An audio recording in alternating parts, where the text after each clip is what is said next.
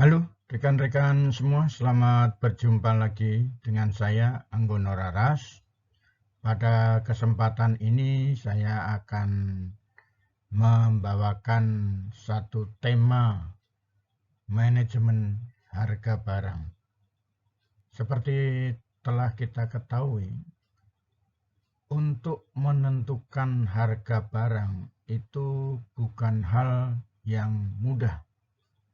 Karena begitu ditentukan harga suatu barang itu mungkin di pasaran langsung akan booming, bisa juga tidak laku. Karena di dalam menentukan harga barang itu ada patokannya, ya. Ada satu standarisasi, di mana standarisasi dari faktor-faktor yang menentukan harga barang tadi akan saya diskusikan pada video ini. Sehingga kita tahu bahwa harga barang yang ditentukan akan menjadi tidak menyulitkan dan akan laku di pasaran.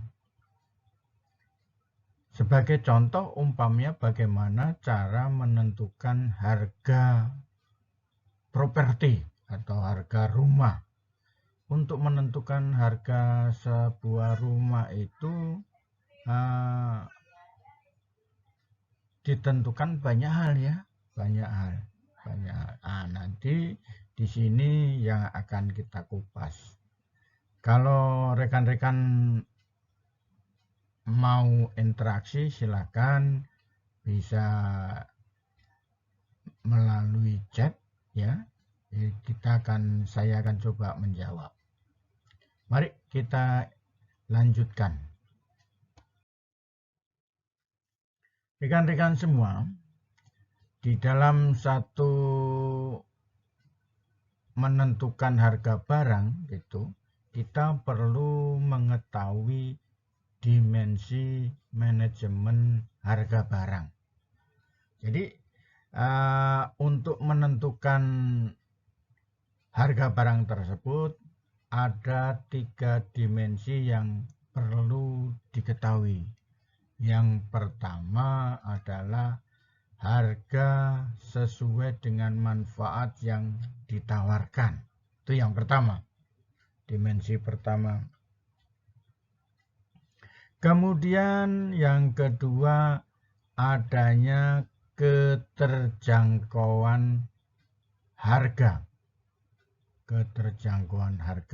Dan yang ketiga, memiliki daya saing. Jadi pada kesempatan ini saya akan membahas 3 dimensi ini. Karena hal ini sangat penting di dalam menentukan harga sebuah barang, baik itu barang maupun jasa, ya. Jadi ini tidak terbatas hanya barang, yang termasuk di dalamnya adalah jasa. Baik, rekan-rekan semua, kita lanjutkan. Jadi kalau kita melihat harga sesuai dengan manfaat yang ditawarkan, kita harus melihat di sini bahwa umpamanya kita membuat satu tusuk sate. Satu tusuk sate itu membutuhkan berapa potong daging, ya, baik itu daging ayam maupun daging sapi. Maka ditentukan umpamanya di dalam satu tusuk sate ini dibutuhkan 5 potong, ya, 5 potong daging ayam, di mana besaran potongan tadi akan menentukan besar kecilnya atau bobot daripada daging. Sehingga di dalam satu tusukan itu bisa menentukan berat daripada daging tadi. Nah, berat dari daging tadi itu kan bisa menentukan harga ya, harga. Jadi umpamanya kita lihat harga 1 kilogram daging sapi umpamanya. Itu sekarang 1 kilonya berapa ditentukan. Ya. Nah, tinggal dipotong dalam 1 kilogram tadi itu bisa menjadi berapa tusuk. Kalau umpamanya dalam 1 tusuk itu membutuhkan beratnya sekitar 1 on, maka perlu ada 10 tusukan. Itu artinya 1 kilogram. 1 kilogram. Nah, jadi dari situ kita bisa menentukan harga daripada 1 tusuk sate tadi. Ya. Kemudian tidak hanya itu, di dalam tusuk itu perlu dimasukkan di dalam ongkos bekerja, ya kan? Ongkos bekerja segala macamnya, termasuk umpamanya arangnya. Jadi biaya operasionalnya sudah masuk di dalamnya di situ. Sehingga harga yang dijual atau yang dibanderol atau yang ditentukan itu akan sesuai dengan harga dagingnya ya. Sehingga orang akan merasa puas ya, akan puas melihat dan memakan atau menikmati 1 tusuk daging sapi itu dari potong per potongnya, akan merasa puas, ya kan? Baik, kemudian tidak hanya itu, jadi ini sudah ditentukan ya biaya operasionalnya juga ya, harga sesuai dengan manfaat yang ditawarkan. Jadi kalau orang melihat atau merasakan, menikmati 1 tusuk daging ini, merasa puas, maka harga sesuai dengan manfaat yang ditawarkan, ya kan? Rasanya gurih, tidak terlalu pedas, tidak terlalu manis, semua sesuai dengan keinginan pelanggan, maka harga ini sebesar ini bisa ditentukan ya. Jadi dari harga sesuai dengan manfaat ini adalah merupakan harga dasar ya, harga dasar. Harga dasar berdasarkan biaya yang dikeluarkan. Biaya yang dikeluarkan untuk menghasilkan sebuah atau 1 tusuk sate. Baik, rekan-rekan, saya lanjutkan lagi. Berikut ini saya menampilkan dimensi yang kedua, yaitu keterjangkauan harga. Jadi harga yang kita tentukan itu juga harus melihat keterjangkauan daya beli ya. Dalam satu pasar tradisional, maka di situ harganya akan lebih murah dibandingkan harga yang ada di mall, ya kan? Pasar modern. Kenapa? Karena di harga yang ada di pasar tradisional itu tidak kena pajak, ya kan? Ada juga sih pajak ini orang yang meminta langsung untuk menarik, baik itu masuk kantong sendiri maupun ini ya tetap kena pajak juga ya, pajak informal.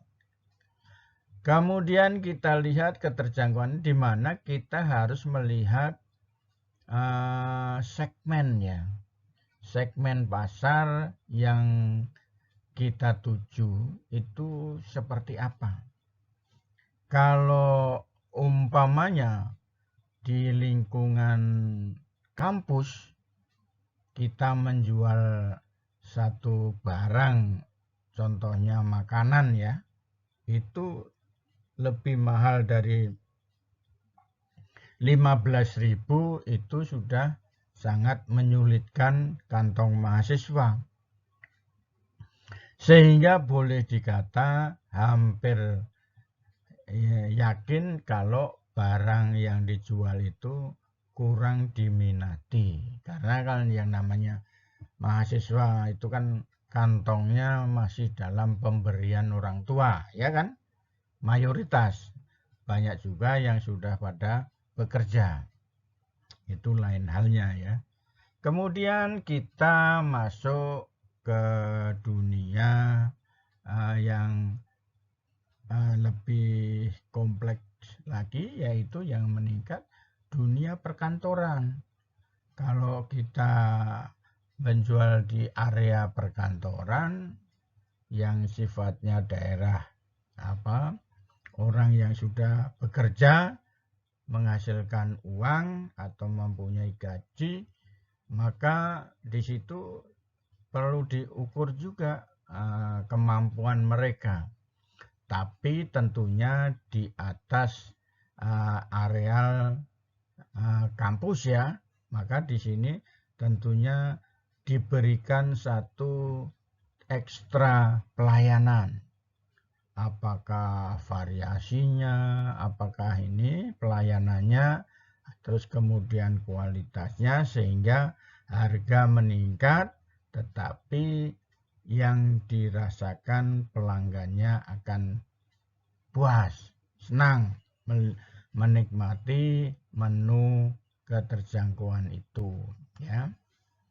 Kemudian di sini kita bisa melihat bahwa keterjangkauan harga itu penting ya. Keterjangkauan harga itu penting. Karena apa?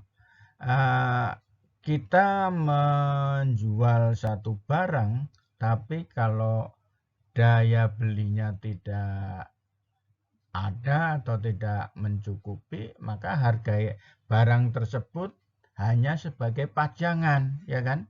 Hanya sebagai pajangan. Ada daya tariknya, tapi daya beli tidak ada. Ini juga menjadi masalah ya. Ini juga menjadi masalah. Ini juga harus menjadi pertimbangan masalah keterjangkauan harga ini. Oke. Kemudian kita lanjutkan lagi dimensi yang ketiga. Jadi kalau dimensi yang ketiga ini, barang itu harus memiliki daya saing. Jadi daya saing ini apa? Bisa ditentukan dari daya tarik barang, ya kan? Kemudian dari sisi kualitas. Nah, kualitas. Jadi di sini terlihat bahwa dimensi memiliki daya saing ini juga menjadi salah satu tolok ukur bagi sebuah barang untuk ditentukan harganya ya. Ditentukan harganya. Sama-sama barangnya, yaitu umpamanya handphone, maka di situ tapi orang kok berebut ke satu merek, ya karena handphone tersebut memiliki daya saing. Ada di dalamnya keunggulan yang tidak dimiliki oleh handphone yang lain, sehingga handphone tersebut menjadi laku di pasaran. Jadi dari ketiga dimensi tadi, ini sebaiknya diperhitungkan bagi produsen dalam menentukan sebuah produk. Jadi di sini terlihat bahwa akan menjadi satu pedoman bagi rekan-rekan yang saat ini sudah menjelang pilpres ya, menjelang pilpres. Bagaimana memilih seorang calon presiden atau calon wakil presiden, itu bisa menentukan ini. Harganya seperti apa ini? Nah, dari 3 dimensi tadi ya, itu kita bisa menentukan, atau seorang ini tim suksesnya salah satu capres cawapresnya itu bisa menentukan seperti ini menggunakan manajemen harga barang ya, harga barang itu bisa dijadikan bagaimana menampilkan seorang capres atau cawapres sehingga calon tersebut, pasangan calon tersebut terlihat mewah, berkualitas dan merakyat. Nah, ini sangat penting ya, digunakan untuk rekan-rekan tim ses yang akan mengusung calon kandidat presiden dan wapresnya gitu. Baik rekan-rekan semua, mudah-mudahan diskusi ini bermanfaat ya. Apabila ada pertanyaan yang lebih lanjut, nanti bisa dilihat di link deskripsi ya. Saya sertakan email saya ya.